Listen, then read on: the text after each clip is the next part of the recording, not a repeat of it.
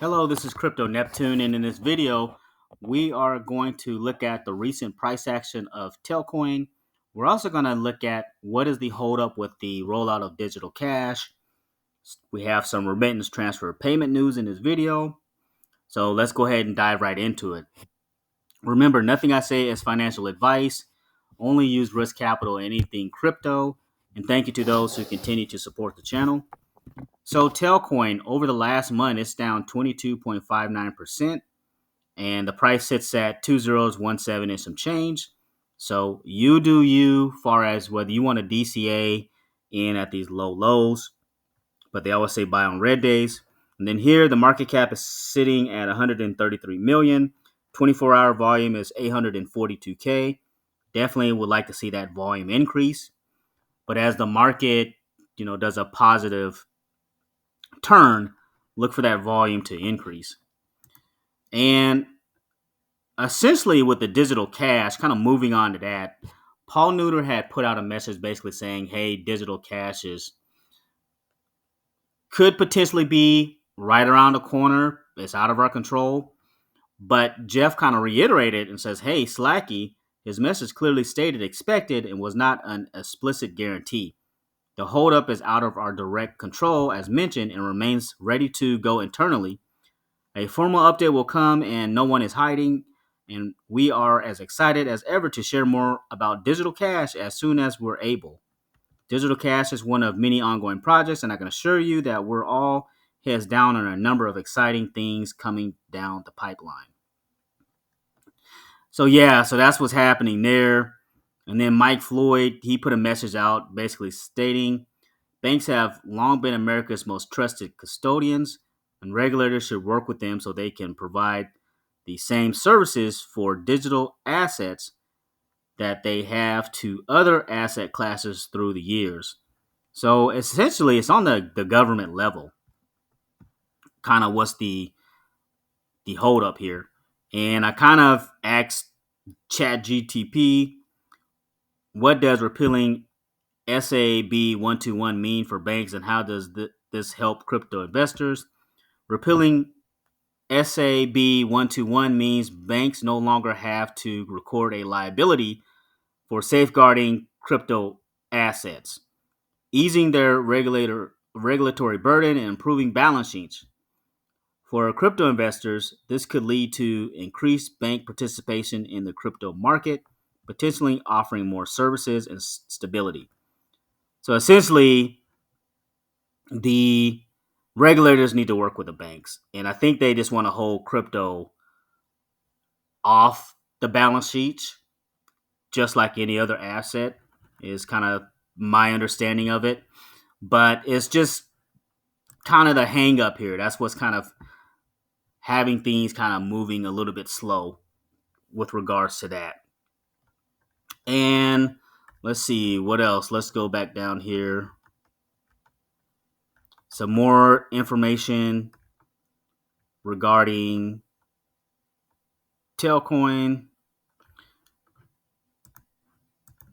So on the remittance transfer payment side, Telcoin remittances continue to grow with the addition of Vietnam as the 21st destination country. So more and more corridors are opening up. They've added Vietnam to a country in which you can send remittance transfer payments. So some exciting news as Telcoin continues to expand. And then also Telcoin added a 22nd country for remittance transfer payments, and that's Madagascar. And Crypto Lover, he put this tweet out basically stating, for those that were wondering about the 22nd country, Madagascar, the Tel team has also updated the website to reflect the addition. So Madagascar has been added. So if we go to remittances and kind of look down here, there's Vietnam and there's Madagascar. So Telcoin, rest assured, they definitely are building for the bull run. So more and more corridors I anticipate for them to open up. So we're essentially like the perfect storm would be adding more countries here. for remittance transfer payments. So having that, also coupled with having the digital cash and digital asset banks kind of like a full go. So that way, essentially, like banks within Nebraska and kind of expanding out would be able to provide these services for digital cash.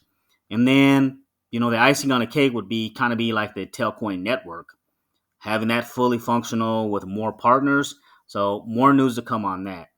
So let's say worst case scenario, nothing pans out it seems. Worst case scenario, like in the bull run, we could potentially be looking at 10 cents perhaps. That would be kind of like my kind of worst case scenario where maybe one of the things rolls out. Maybe we get the digital cash. Or again, like I said, maybe nothing kind of comes to fruition because of things out of control of Telcoin. Then, worst case 10 cents, I would still say. Now, clicking on all cylinders, and we're talking about the Telcoin network running full functional with partnerships, digital cash out there, and banks kind of being able to use those digital cash services, remittance transfer payments kind of expanding to another level. Then that's where we're kind of looking at roughly around 25 cents or, some other kind of unexpected event where just a mass flood of people come to Telcoin and realize these are kind of the services that they need. So going back to, let's see, what else do we have on here? And then here, kind of some food for thought from Crypto Nick. He said, "Did you buy lottery tickets? I always feel like I can be buying more tail when I do." So that's just kind of his 2 cents on how he feels about. It's almost to him kind of like a lottery ticket because you're able to get it at a discount. See, what else has Telcoin been up to? Like we mentioned, BitGet, they have a Telcoin listing. And that's another thing we have to kind of factor in too. Will Telcoin be listed on other? Now, it's Telcoin is its own exchange where you can pretty much swap your crypto at very discounted and cheap prices. But the more visibility, the better with Telcoin. So they kind of quietly listed on BitGet here. And then Bybit, here's another one. Did you know that TEL, the native token of Telcoin platform, is available for trading on Bybit? So that's cool there. And then lastly, there was a partnership with Guru Network with Telcoin. It says, "We're thrilled to highlight our partnership with Telcoin Tau. They're using our block explorer and data warehouse to enhance the developer tools on the Telcoin network. Growing interest in new Guru products is paving the way for even more exciting integrations."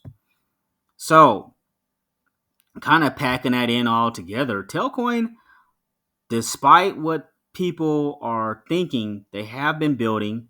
I do realize that the price action has not been the sexiest, but for me, I have not sold a single Telcoin. I still have my Telcoin.